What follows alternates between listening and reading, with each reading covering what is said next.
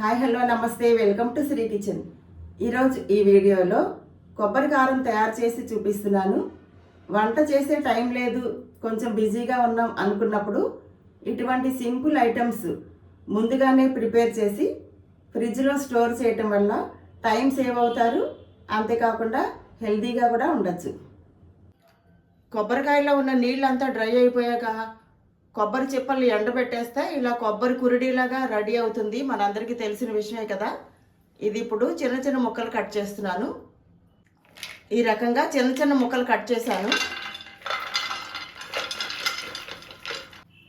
కొబ్బరి కారం తయారు చేయడానికి ముందుగా స్టవ్ ఆన్ చేసి ప్యాన్ పెట్టుకుని, ప్యాన్ వేడెక్కింది. డ్రై ప్యాన్లోనే ఆయిల్ వేయవలసిన అవసరం లేదు. డ్రై ప్యాన్లోనే ఇలా ముందుగా మనం కట్ చేసి పెట్టుకున్నాం కదా ఎండు కొబ్బరి ముక్కలు, ఇవన్నీ వేస్తున్నాను. ఎండు కొబ్బరి ముక్కలు డ్రై ప్యాన్లో కొంచెం ఇలా వేయించేసుకోవాలి. లైట్గా వేగితే సరిపోతుంది. కొంచెం పచ్చి ఏదైనా ఉన్నా కూడా వేయించడం వల్ల నిల్వ ఉంటుంది. డ్రై ప్యాన్లోనే ఎండు కొబ్బరి ముక్కల్ని ఒకసారి వేయించేసుకోవాలి. ఎండు కొబ్బరి మీకు దొరకలేదనుకోండి, డ్రై కోకోనట్ పౌడర్ ఉంటుంది కదా జనరల్ స్టోర్స్లో, అది కూడా యూస్ చేసుకోవచ్చు. కొంచెం కలర్ మారే వరకు వేయించుకుంటే సరిపోతుంది. ఎందుకంటే ఆల్రెడీ డ్రై కోకోనట్టే కదా, ఇది ఎండు కొబ్బరి కదా, ఎండబెట్టేసినాయి కాబట్టి అంత ఎక్కువసేపు అవసరం ఉండదు. కొంచెం కలర్ మారుతుంది అనుకుంటే స్టవ్ ఆఫ్ చేసుకోవచ్చు. ఎందుకంటే ఇలా ఎండు కొబ్బరి ముక్కలు వేయించడం వల్ల కొబ్బరి కారం కొంచెం ఎక్కువ రోజులు నిల్వ ఉంటుంది. కొబ్బరి ముక్కలు కొంచెం కలర్ మారుతున్నాయి. స్టవ్ ఆఫ్ చేసేస్తున్నాను. ఇప్పుడు స్టవ్ ఆపేసాను. ఇప్పుడు వేడి చల్లారింది. కొబ్బరి ముక్కలన్నీ మిక్సీ జార్లో వేసి గ్రైండ్ చేస్తున్నాను. ఒక పాయ పచ్చి వెల్లుల్లిపై రెబ్బలు తొక్కతో పాటుగానే వేసేస్తున్నాను. ఇప్పుడు మరొకసారి స్టవ్ ఆన్ చేసి ప్యాన్ పెట్టాను. ప్యాన్ వేడెక్కింది. 1 స్పూన్ జీలకర్ర, 5-6 ఎండుమిర్చి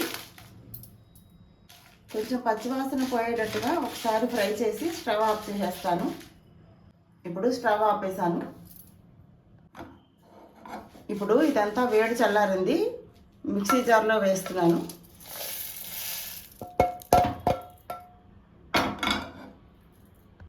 మీరు కావాలనుకుంటే 1 స్పూన్ ధనియాలు కూడా వేసుకోవచ్చు. అలాగే 1 కప్పుడు గొల్ల శనగపప్పు వేస్తున్నాను. పుట్నాల పప్పు అంటారు కదా, అది వేస్తున్నాను. 1 కప్పుడు గొల్ల శనగపప్పు, 1 స్పూన్ సాల్ట్ వేస్తున్నాను. ఇప్పుడు ఈ మిశ్రమాన్ని అంతా గ్రైండ్ చేస్తున్నాను. కమ్మని కొబ్బరి కారం రెడీ అయిపోయింది. సర్వింగ్ బౌల్లోకి తీసేస్తున్నాను. అంతేనండి, కొబ్బరి కారం రెడీ అయిపోయింది. ఒకసారి సాల్ట్ చెక్ చేసుకుని అవసరమైతే సాల్ట్ వేసుకోవచ్చు. ఈ కొబ్బరి కారం వేడివేడి అన్నంలో నెయ్యి వేసుకుని తింటే చాలా రుచిగా ఉంటుంది. రకరకాల బ్రేక్ఫాస్ట్లో కూడా చాలా రుచిగా ఉంటుంది. కొబ్బరి కారం చాలా బలమైన ఫుడ్ అండి ఇది. ఈ కొబ్బరి కారం బోన్ స్ట్రెంగ్త్కి చాలా మంచిది. అంతేకాకుండా గుండె ఆరోగ్యాన్ని కూడా మెరుగుపరుస్తుంది. అంతేకాకుండా బరువు తగ్గుతారు, చెడు కొలెస్ట్రాల్ తగ్గుతుంది, అంతేకాకుండా హెయిర్ ఫాల్ కంట్రోల్ అవుతుంది. ఇలా అనేక రకాల హెల్త్ బెనిఫిట్స్ ఉండే కొబ్బరి కారం మీరు కూడా తప్పకుండా ట్రై చేయండి. అదండి, చూసారు కదా కొబ్బరి కారం. ఈ వీడియో నచ్చితే లైక్ చేసి షేర్ చేసి సబ్స్క్రైబ్ చేయండి. మరో కొత్త వీడియోలో మళ్ళీ కలుద్దాం. Thanks for watching.